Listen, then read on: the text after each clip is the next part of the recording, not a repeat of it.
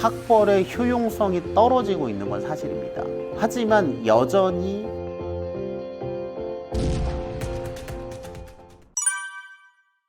성적에서 가장 중요한 거는요, 결과겠죠. 학부모님들이는 입시나 냉정히 생각하면 결과잖아요. 그지만 성적은 결과일 뿐입니다. 근데 그 결과를 만드는 건 과정이잖아요. 그렇기 때문에 굉장히 진부한 말이지만 오늘 내가 하고 있는 학습에서 어떤 습관을 가지고 있는가, 그리고 그 습관이라는 무기가 몇 개를 가지고 있는가, 그리고 이것들이 3개월 뒤, 6개월 뒤, 1년 뒤에 어떠한 성장 그래프를 가져올 수 있느냐가 훨씬 더 중요한 거지, 성적은 그 활동의 결과로서 따라온다 라고 생각을 하시는 게 맞을 것 같습니다. 안 그러면 6개월 뒤에 내가 10점을 올리고 싶어요. 몰라요. 자기도 6개월 뒤에 이게 성적이 오를지 3개월 뒤에 오를지 모르거든요. 근데 이런 믿음을 갖고 있는 겁니다. 내가 매일 반복하고 있는 이 작은 축적이 쌓여서 언젠간 터질 거야 라고 그 사고방식을 갖는 게 훨씬 더 학생과 학부모님들에게 유리한 방법이 아닌가 라고 생각을 합니다.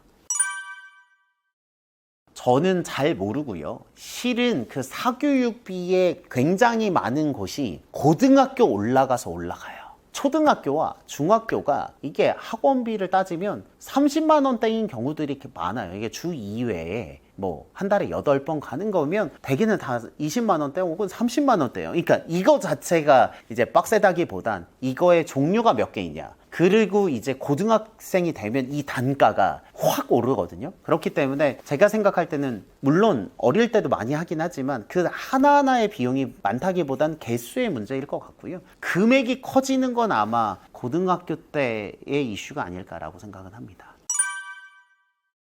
그 말이 맞고요. 이게 제가 봤을 때 학벌의 효용성이 떨어지고 있는 건 사실입니다. 하지만 여전히 좋은 학교를 나오면 유리한 게 맞고요. 제 경험을 말씀드리면 전 서울대학교 교육학과 석사를 졸업했는데요. 제가 석사를 졸업하고 가장 가치 있었다고 생각한 게 의외로 졸업장이 아니었습니다. 그게 뭐였냐면 저는 이제 습관 모임을 했었거든요. 서울대학교 습관 모임을 하고 그거를 잘 키워서 이제 카이스트 하루 습관처럼 이제 카이스트랑 습관을 하기도 했는데, 스누라이프라고 그 서울대생들만 들어갈 수 있는 커뮤니티가 있어요. 근데 그거는 서울대생이 아니면 아이디 로그인이 안 되거든요. 근데 저는 그 아이디를 획득해서 그 커뮤니티 안에서 서울대학교 습관 모임을 만들었던 게 저희의 가장 큰 가치가 있었거든요. 처럼 그게 학교의 가성비로만 따지면 그 학벌이 큰 효용을 드릴 수는 없을 수 있어요. 하지만 그곳에서 만난 사람들과의 네트워크와 그 다음으로 이어지는 관계를 생각한다면 그거는 경제적인 비용으로 계산할 수 없는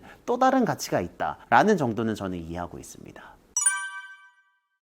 저는 지불할 만하다고 생각하고요. 다만 학부모님의 마음이 다 똑같을 것 같은데 일단 해보고 안 되면 어쩔 수 없더라도 해서 될 것 같으면 저는 좋은 학교가 훨씬 더 유리하다고 생각합니다. 이거는 번외로 제가 학습센터를 운영하면서 유튜브를 병행하면서 뭐 공부가 뭐니라든지 뭐 MBC도 나가고 뭐 책도 여러 개 쓰고 다양한 기회들을 누리고 있는데, MBC 공부가 뭐니 작가님이나 이런 방송국 관계자한테 물어봤을 때 사람을 검증하는 요소가 3개 정도 된대요. 방송국에서 이제 사람들을 검증해야 되잖아요. 첫 번째가 학벌이고요. 두 번째가 다른 방송국에 출연했던 경력이고요. 왜냐하면 학벌이면 학교가 검증을 한 거고, 다른 방송국 출연 경력이면 그 방송국에 있는 PD와 작가들이 검증한 거잖아요. 세 번째로는 출판이래요. 출판이면 출판사가 검증을 한 거잖아요. 그래서 이 3가지의 요소를 갖추면 이제 편안한 마음으로 섭외를 할 수 있다고 생각한다고 하더라고요. 그런 관점에서 저는 그 3가지 중에 한 가지의 혜택을 입은 게 아닌가라고 생각을 합니다.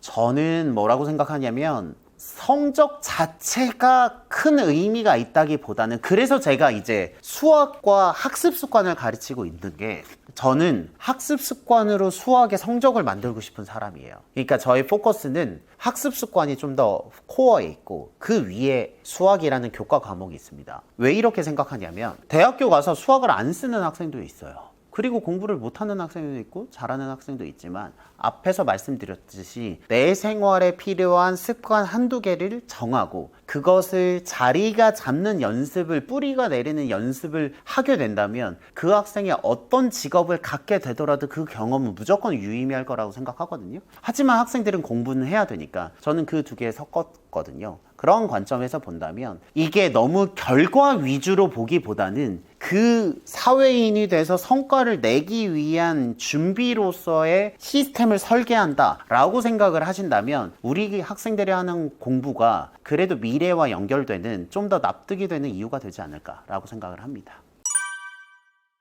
제가 현재 대치동 현장에서 치열하게 학생들을 가르치고 있고요. 카이스트 하루숙관처럼 카이스트 영재교육센터, 대한민국 최고의 영재교육기관이거든요. 와, 감사하게도 습관 프로젝트도 하고 있어요. 그러니까 제가 공교육과 사교육에 걸쳐서 하고 있는데요. 공교육과 사교육이 서로가 서로한테 영향을 주는 것 같습니다. 그렇기 때문에 학생의 입장에서 이게 어느 소스인가를 생각하기보다는 이 한두 개의 실질적으로 나에게 도움이 되는 습관 프로젝트를 한두 개를 잡아서 내일의 내가 오늘의 나보다 좀 더 발전하는데 포커스를 한다면 그 미래가 공부를 더 잘할 수도 있고 생각보다 성과가 안 나올 수 있지만 어떠한 방향이든 그 경험이 분명히 여러분들의 삶에 가치로운 결과가 될 것이다 라는 말씀을 꼭 드리고 싶습니다.